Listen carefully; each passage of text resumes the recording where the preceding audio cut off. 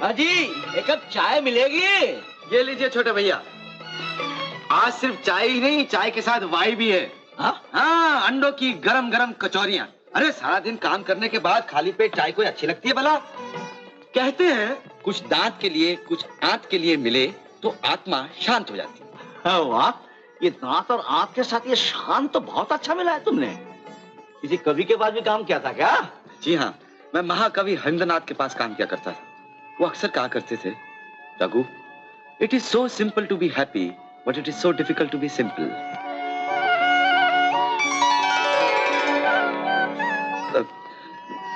Happy का मतलब खुशी ना? नहीं, खुश। पूरे जुमले का मतलब क्या है? तुम्हें मालूम नहीं? नहीं। इसका मतलब खुश रहना एक सीधी सादी बात है, लेकिन सीधा साधा रहना बहुत मुश्किल है। वाह वाह, कितनी सुंदर बात है। पहले मतलब ना मालूम होने से सिर्फ तोते की तरह रट्टा लगाया करता था। वाह वाह। छोटे भैया, आपकी तो चरण धूल लेनी चाहिए। हरिंद्रनाथ कहा करते थे, रघु, जिंदगी में छोटी छोटी चीजें बहुत ज्यादा इंपॉर्टेंट है। देखिए ना, पति का काम है कमाना, पत्नी का घर संभालना। अगर पति घर आकर सिर्फ 5 मिनट के लिए पत्नी का हाथ बटाने लगे या उसके साथ मिलकर बर्तन मांजने लगे तो कितना मजा आ जाए। पत्नी कहेगी, नहीं नहीं, अब रहने भी दो जी, सारा दिन तो काम करते हैं, ऊपर से जाइए मुन्ना के पास बैठिए।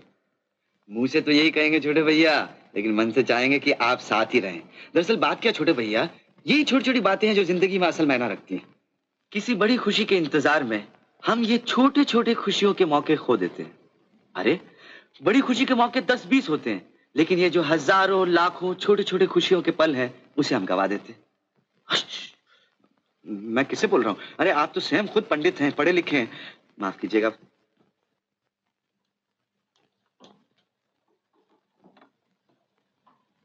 It is so simple to be happy. It is so simple to be happy, but so difficult to be simple. वाह।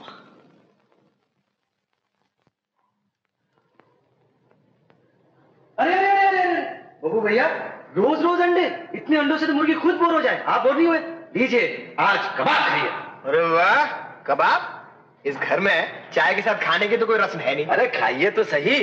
और ये जो अंडे है ना, बड़े भैया को जाके दे आइए। क्यों? उनको अच्छा लगेगा। शक करेंगे। क्यों? जिंदगी भर एक मूंगफली नहीं दी, उनको पूरा अंडा दे दूं, शक नहीं करेंगे? सोचेंगे जरूर कोई मतलब है। तो कृष्णा बहन को दे दीजिए। कृष्णा बहन, कृष्णा बहन। देखो रघु, इस वक्त मैं सैड मूड बनाना चाहता हूं, इसलिए ज्यादा अच्छी अच्छी बातें मत बताओ। Sad mood? क्यों? आप उदास क्यों होना चाहते हैं? इसलिए कि मैं एक उदास तर्ज बनाना चाहता हूं। रघु, तुम जाओ। बाबू भैया, मैं कुछ आपकी मदद करूं? तुम क्या जानते हो म्यूजिक के बारे में? पंडित ओंकार नाथ ठाकुर के यहाँ कुछ दिन काम करने का मौका मिला था। बस वहीं पर गाने की नकल करते करते गाने की अकल भी आ गई। सच पूछिए तो मुझे सैड सॉन्ग बहुत अच्छा लगता है। खुशी के गाने तो बिल्कुल फुलझड़ियों की तरह है, चलते हैं और बुझ जाते हैं।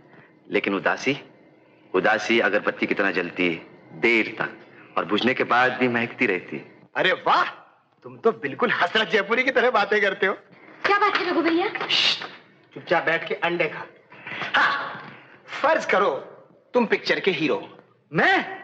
नहीं, कोई और मिसाल दीजिए। हीरो वीरो मैं नहीं। नहीं, वो तो मैं जानता हूँ। हीरो बन सकते तो बावर्ची क्यों बनते? करेक्ट। लेकिन सोचने में कोई पैसा लगता है क्या? अरे भाई सोच लो, तुम हीरो। सोचो। हाँ। अच्छा। हाँ, अच्छा। और गांव में रहते हो, वहां की एक लड़की से प्यार करते हो, पढ़ने लिखने के लिए तुम शहर जाते हो, और जब लौट कर आए तो लड़की की शादी हो चुकी थी और जिस रास्ते से हीरो आ रहा था उसी रास्ते से हीरोइन की डोली जा रही थी। हीरोइन ने डोली से झांक कर देखा, हीरो और हीरोइन की नजरें टकरा गई। अरे तुम्हें कैसे मालूम? आजकल यही तो पिक्चरों में होता है, नजरें मिलते ही हीरो गाना शुरू करता है। ना, यही हमारी फिल्म ऑफ बीट हो जाती है। गाना गाड़ीवान गाता है। मैं ये तानपुरा। आप पूरा ले सकते हो। अच्छा।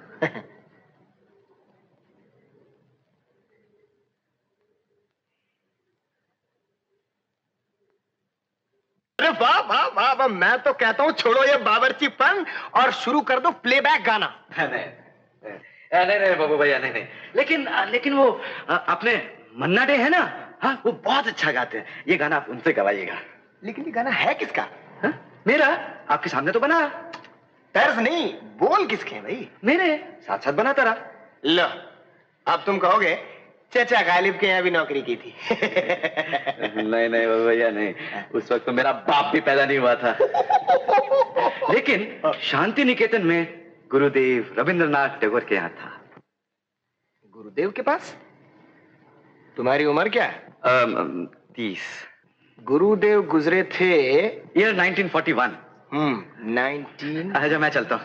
रुको रुको रुको, गुरुदेव गुजरे थे 1941। हाँ। मतलब 30 साल पहले। अच्छा, और तुम 30 साल का। तो बेटा तुमने शायरी कब सीखी? आप भी कमाल के हिंदू हैं बाबू भैया। आपको अभिमन्यु का किस्सा नहीं मालूम, जबकि अपनी माँ के पेट में था और अर्जुन ने सुभद्रा को चक्रव्यूह में घुसने का तरीका बताया था और अभिमन्यु ने सीख लिया।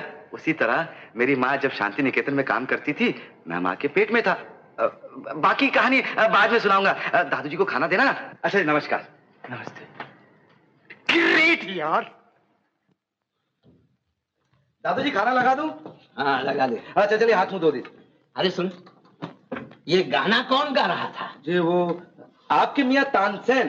अरे बड़ा सुरीला गाने लगा है। क्यों नहीं दादू जी, आखिर बेटा किसका? अच्छा चलिए हाथ मुंह धो लीजिए। चलिए।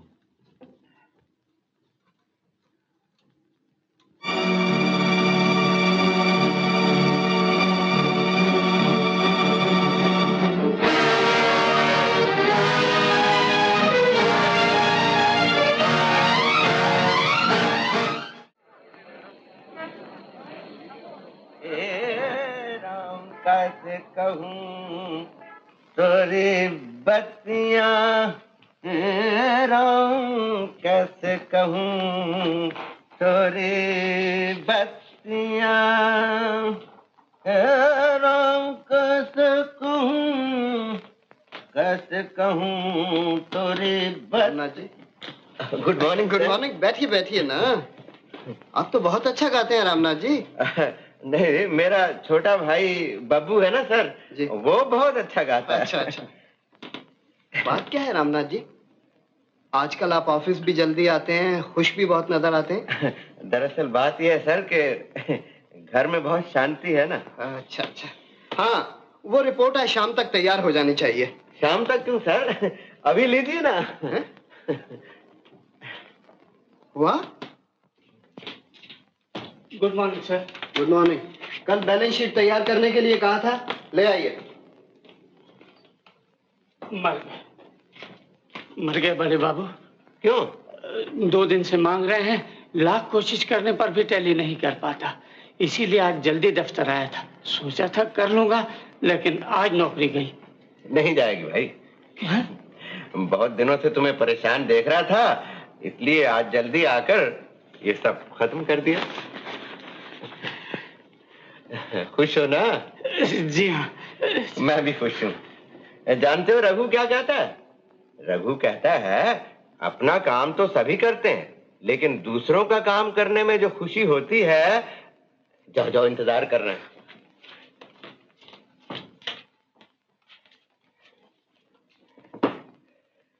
कैसे बड़े बाबू। अरे ये क्या? बचा लिया आपने। जाइए, आपको बुला रहे हैं। अच्छा जी।